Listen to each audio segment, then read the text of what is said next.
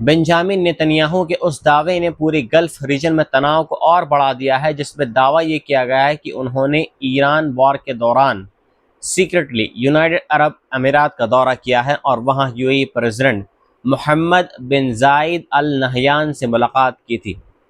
13 मई को नेतन्याहू के दफ्तर की तरफ से दावा ये किया गया है कि यह मुलाकात US Israel military campaign against Iran के दौरान अबू धाबी में हुई है और इसे इजराइल यूएई रिश्तों में हिस्टोरिक टर्निंग पॉइंट बताया गया है। लेकिन इस दावे के कुछ ही घंटों के बाद यूएई सरकार ने इसे पूरी तरीके से बेसलेस यानी बेबुनियाद करार देते हुए खारिज कर दिया है। यूएई ने अपने बयान में कहा है कि इजराइल के साथ उसके संबंध खुले हैं और आधिकारिक हैं और इसलिए किसी गुप्त मुलाकात की ज़रूरत ही नहीं थी। आपको बताते चलें कि दोनों देशों के बीच 2020 में हुए अब्राहम अकॉर्ड्स के बाद से सुरक्षा और आर्थिक सहयोग तेजी से बढ़ा है, लेकिन अब इस विवाद ने पूरे क्षेत्र में नई राजनीतिक हलचल को पैदा कर दिया है। तनाव उस समय और बढ़ गया जब इसराइल में अमेरिकी राजदूत माइक हकाबी ने ये पुष्टि कर दी कि इसराइल ने यूएई की सुरक्षा के लिए आयरन डोम सिस्टम्स और उन्हें ऑपरेट करने वाले कुछ लोगों को यूएई भेजा है। माइक हकाबी ने यह भी कहा कि अब्राहम अकॉर्ड्स पर आधारित असाधारण रिश्तों की वजह से इसराइल ने यूएई को आयरन डोम बैटरीज और स्टाफ उपलब्ध कराया है। तो दूसरी तरफ ईरान ने भी इस पूरे मामले पर बेहद तीखी प्रतिक्रिया दी है। ईरान के विदेश मंत्री अब्बास अराक्ची ने सोशल मीडिया प्लेटफॉर्म एक्स पर लिखा है कि नेतन्याहू ने अब सार्वजनिक रूप से वही बात कबूल कर ली है जिसकी जानकारी ईरान की सेक्रेटरी सर्विसेज बहुत पहले ही हमारी लीडरशिप को दे चुकी थी। अराक्ची ने यूएई को प्रत्यक्ष चेतावनी देते हुए कहा है कि ईरान जैसे महान लोगों से दुश्मनी करना बेहद मूर्खतापूर्ण एक जुआ है और इसराइल के साथ मिलकर ऐसा करना सही नहीं है। उन्होंने ये भी कहा कि जो लोग इसराइल के साथ मिलकर क्षेत्र में फूट डालने की कोशिश कर रहे हैं उन्हें जवाबदेह ठहराया जाएगा। अब इस पूरे विवाद ने गल्फ पॉलिटिक्स को और ज़्यादा संवेदनशील बना दिया है और एक्सपर्ट्स मान ये रहे हैं कि अगर ईरान और यूएई के बीच ये बयानबाजी और ज़्यादा बढ़ी तो पूरे मिडल ईस्ट में कूटनीतिक और सैन्य टकराव और ज़्यादा खतरनाक लेवल तक पहुंच सकता है। यूनाइटेड स्टेट्स सेंट्रल कमांड यानी सेंटकॉम ने दावा ये किया है कि अमेरिकी नौसेना ने स्ट्रेट ऑफ हार्मोज में ईरान के खिलाफ लगाए गए नावल ब्लॉकेट को लागू करते हुए 70 कमर्शियल जहाज़ों का रास्ता बदल दिया, जबकि 4 जहाज़ों को पूरी तरह डिसेबल भी कर दिया गया है। सेंटकॉम के मुताबिक अरेबियन सी में ब्लॉकेड ऑपरेशन के दौरान अमेरिकी guided missile destroyer USS Truxtun DDG-103 पर MH-60 सी हॉक हेलीकॉप्टर भी उतारा गया, जो इस पूरे मिशन का हिस्सा था। दूसरी तरफ ईरान की इस्लामिक रेवोल्यूशनरी गार्ड कॉर्प्स यानी IRGC नेवी ने दावा ये किया है कि 13 मई की रात से अब तक 30 जहाज़ों को स्ट्रेट ऑफ हार्मोज से गुजरने की अनुमति दी गई है, लेकिन दुश्मन देशों से जुड़े जहाज़ों पर अभी भी प्रतिबंध जारी है। इसी बीच United Kingdom maritime trade operations यानी UKMTO ने खुलासा ये किया है कि यूएई तट के पास एक जहाज़ को कब्जे में लेकर ईरान टेरिटोरियल वाटर्स की तरफ ले जाया गया है, जिससे पूरे गल्फ रीजन में दहशत फैली हुई है। उधर लगातार बढ़ते युद्ध और शिपिंग क्राइसिस का असर ग्लोबल ऑयल मार्केट पर भी दिखाई देने लगा है।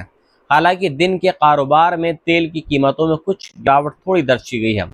ब्रेड क्रूड पहले $107 प्रति बैरल तक पहुंच गया था, लेकिन बाद में गिरकर $104.36 पर आ गया है, जबकि US West Texas intermediate crude भी करीब $100 प्रति बैरल के आसपास पहुंच गया है।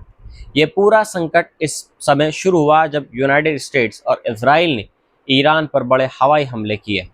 भारत में चल रही ब्रिक्स विदेश मंत्री की बैठक के दौरान मिडल ईस्ट की राजनीति में उस वक्त बड़ा भूचाल आ गया जब ईरान के विदेश मंत्री अब्बास अराक्ची ने सीधे तौर पर यूनाइटेड अरब एमिरेट्स पर अपने देश के खिलाफ सैन्य कार्रवाई में शामिल होने का गंभीर आरोप लगा दिया।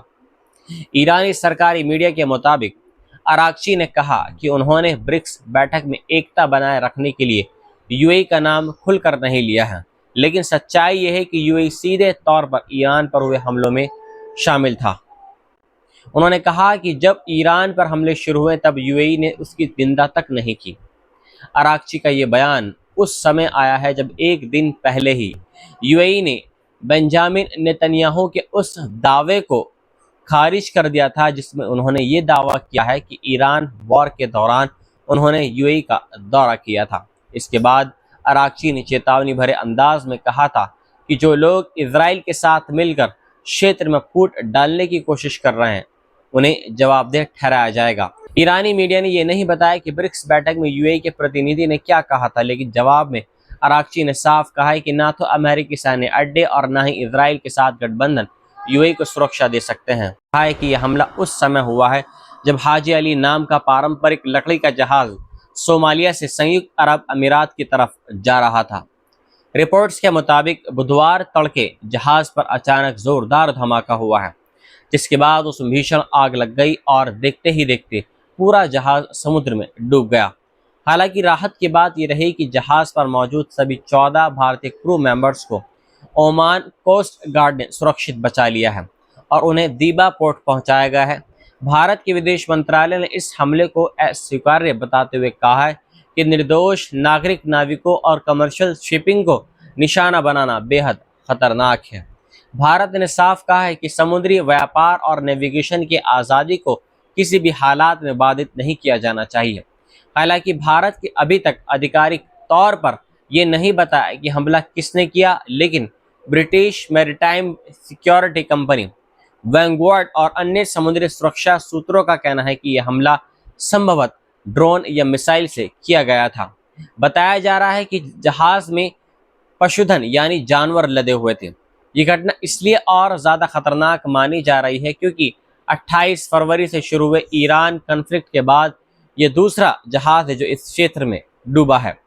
मिडल ईस्ट में जारी युद्ध के कारण स्टेट ऑफ हार्मोज और गल्फ ऑफ ओमान पूरी तरीके से तनाव के केंद्र बन चुके हैं, जहां सैकड़ों जहाज फंसे हुए हैं और करीब 20,000 नाविक सुरक्षित रास्ता न मिलने के कारण समुद्र में ही अटके पड़े हैं।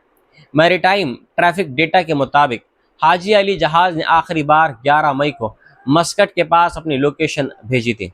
इसके अलावा पिछले कुछ हफ्तों में कम से कम 2 अन्य भारतीय झंडे वाले जहाज़ों पर भी हमले हो चुके हैं, जिसके बाद भारत ने पिछले महीने नई दिल्ली में ईरानी राजदूत को तलब कर अपनी गहरी चिंता जताई थी। उधर इस बढ़ते समुद्री संकट के बीच नई दिल्ली में ब्रिक्स देशों के विदेश मंत्रियों की बैठक भी हो रही है, जिसमें ईरान भी शामिल है और अब ये युद्ध पूरे वैश्विक व्यापार, तेल सप्लाई और समुद्री सुरक्षा के लिए बड़ा खतरा बनता जा रहा है। कुवैत ने अब सीधे तौर पर ईरान पर अपने देश में हमला करने की कोशिश का गंभीर आरोप लगा दिया है।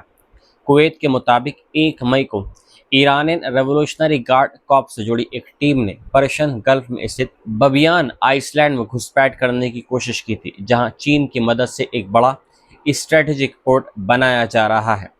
कुवैत ने दावा ये किया है कि इस टीम का मकसद हॉस्टाइल एक्ट्स यानी दुश्मनी भरी कार्रवाई करना था। हालांकि उसने विस्तार से ये नहीं बताया कि हमला किस प्रकार का होने वाला था। कुवैती सुरक्षा बलों ने 4 लोगों को गिरफ्तार कर लिया है, जबकि 2 लोग अभी भी फरार चल रहे हैं।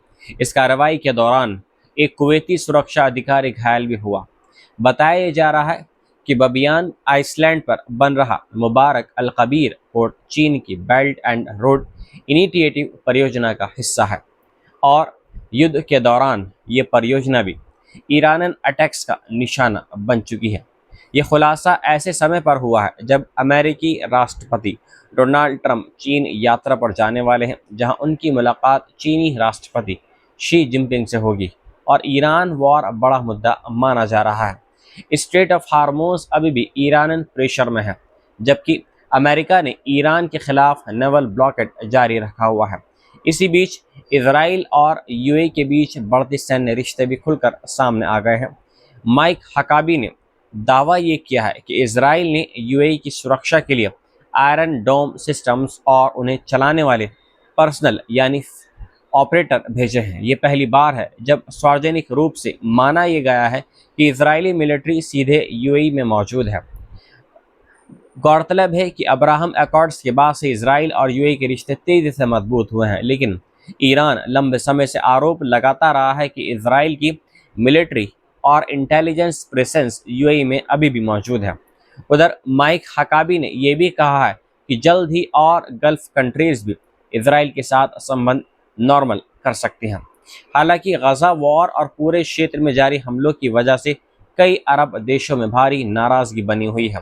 इस बीच अमेरिकी रक्षा मंत्री पैट हेक्सेट ने कांग्रेस को बताया कि अमेरिका के पास अभी भी पर्याप्त मिसाइल्स और बॉम्ब्स मौजूद हैं और ज़रूरत पड़ने पर एस्केलेशन की पूरी योजना अभी भी तैयार है। उन्होंने कहा है कि पेंटागन के पास एस्केलेट करने, पीछे हटने और एसेट्स शिफ्ट करने तीनों विकल्प मौजूद हैं। वहीं पेंटागन के बजट अधिकारियों ने खुलासा